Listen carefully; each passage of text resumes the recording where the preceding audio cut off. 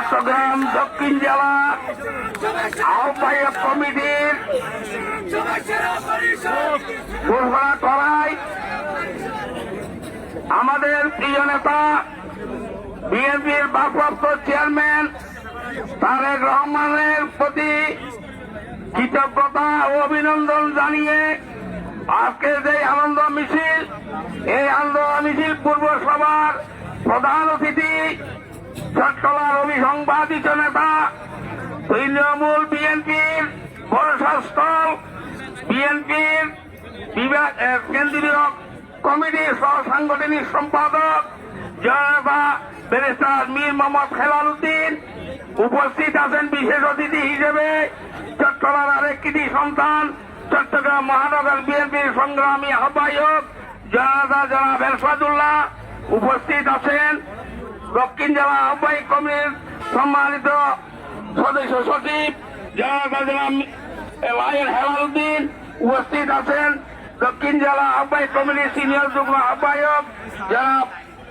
আলী আব্বাস, উপস্থিত আছেন চট্টগ্রাম দক্ষিণ জেলা বিএনপির সাবেক সংগ্রামী সাধারণ সম্পাদক পটিয়া থেকে বারবার নির্বাচিত মাননীয় সাংসদ জনতা জনাব আলী মোহাম্মদ শাহজাহান জুয়েল, উপস্থিত আছেন আহ্বায়ক কমিটির অন্যতম যুগ্ম আহ্বায়ক বাঁশখালীর কৃতি সন্তান জনাব মিসকাতুল ইসলাম পাপ্পা সহ উপস্থিত দক্ষিণ জেলার বিএনপি, যুবদল, ছাত্রদল, শ্রমিক দল, স্বেচ্ছাসেবক দল, ছাত্রদল এবং অন্যান্য অঙ্গ সংগঠনের নেতৃবৃন্দ এবং বিভিন্ন মহানগরী থেকে আগত সম্মানিত নেতৃবৃন্দ,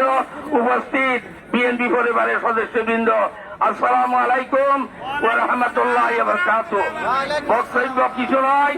আমরা তারেক রহমানের প্রতি কৃতজ্ঞতা জানার জন্য আমরা আমাদের ভাই বিএনপি পরিবারের সদস্যদেরকে নিয়ে আজকে আমরা একটা আনন্দ মিছিল করব। এই আনন্দ মিছিল থেকে আমরা তারেক রহমানের প্রতি কৃতজ্ঞতা জানাচ্ছি এবং তারেক রহমানের প্রতি অভিনন্দন জানাচ্ছি। সাথে সাথে বিএনপির প্রতিষ্ঠাতা স্বাধীনতার মহান ঘোষক শহীদ প্রেসিডেন্ট জিয়াউর রহমান প্রতি শ্রদ্ধা জানাচ্ছি। তার কনিষ্ঠ পুত্র আরফাজ রহমান কুকুর রুহের মাগফিরাত কামনা করছি এবং আমাদের দেশ নেত্রী বেগম খালেদা জিয়া অসুস্থ, তার রোগ মুক্তির জন্য আমরা আল্লাহর দরবারে প্রার্থনা করছি এবং আমাদের দলের ভারপ্রাপ্ত চেয়ারম্যান তারেক রহমান যেন বীরের বেশে বাংলাদেশে এসে আমাদেরকে নিয়ে আবার এই দেশে নেতৃত্ব দিতে পারে এবং এই দেশে বিএনপির একটি সরকার গঠন করতে পারে, সেই জন্য মহান আল্লাহ দরবারে আমরা প্রার্থনা করছি। প্রিয় ভাইরা, আজকের এই দক্ষিণ চট্টগ্রামের বিএনপির এই উপস্থিতি প্রমাণ করে তারেক রহমান দক্ষিণ জেলার যে কমিটি দিয়েছে, এই কমিটির প্রতি বিএনপি পরিবারের আস্থা আছে এবং ভালোবাসা আছে এবং যারা দক্ষিণ জেলা বিএনপির আহ্বায়ক কমিটি গঠন করার জন্য ভূমিকা রেখেছে তাদের প্রতি আমি সশ্রদ্ধ সালাম, কৃতজ্ঞতা এবং অভিনন্দন জানাচ্ছি। প্রিয় ভাইরা, আপনারা জানেন দক্ষিণ চট্টগ্রামে বিএনপি ঝিমিয়ে পড়েছিল, যে ঝিমিয়ে পড়া বিএনপিকে আবার আকাশচুম্বী মানুষের ভালোবাসায় উপনীত করার জন্য আমাদের এই বিভাগীয় নেতৃবৃন্দের মধ্যে জননেতা ব্যারিস্টার মীর মোহাম্মদ হেলাল উদ্দিন সহ তারা যারা আছে তাদের পরামর্শ এবং তাদের দিক নির্দেশনা নিয়ে আমরা দক্ষিণ জেলা বিএনপি একটি আদর্শ এবং জনগণের নন্দিত এবং বিএনপির মধ্যে যে আমাদের এই নেতৃত্বের যে প্রতিযোগিতা, সেই প্রতিযোগিতা পরিহার করে আমরা ঐক্যবদ্ধ একটি দক্ষিণ জেলা বিএনপি যেন গঠন করতে পারি, আপনাদের সর্বাত্মক সহযোগিতা কামনা করছি। তাদের সাথে বিএনপির সকল ভাইয়েরা আজকে এখানে উপস্থিত হয়ে আমাদেরকে যে সহযোগিতা করেছেন, আমাদেরকে যে আনন্দ দিয়েছেন, সেই জন্য আপনাদেরকেও দক্ষিণ জেলা বিএনপি আহ্বায়ক কমিটির পক্ষ থেকে আন্তরিক শুভেচ্ছা অভিনন্দন জানাচ্ছি। আমরা কথা দিতে চাই, দক্ষিণ জেলা বিএনপির যে আহ্বায়ক কমিটি হয়েছে, এই আহ্বায়ক কমিটির নেতৃত্বে চট্টগ্রাম দক্ষিণ 8টি উপজেলা, 6টি পৌরসভা, এই 6টি ইউনিটকে আমরা ঐক্যবদ্ধভাবে ঐক্যবদ্ধ একটি বিএনপির কমিটি উপহার দেওয়ার জন্য আমাদের নেতা যারা ব্যারিস্টার মীর হেলালের সহযোগিতা চায় এবং আমাদের বিভাগীয় কমিটির যারা দায়িত্বে আছেন তাদের সর্বাত্মক সহযোগিতা কামনা করছি।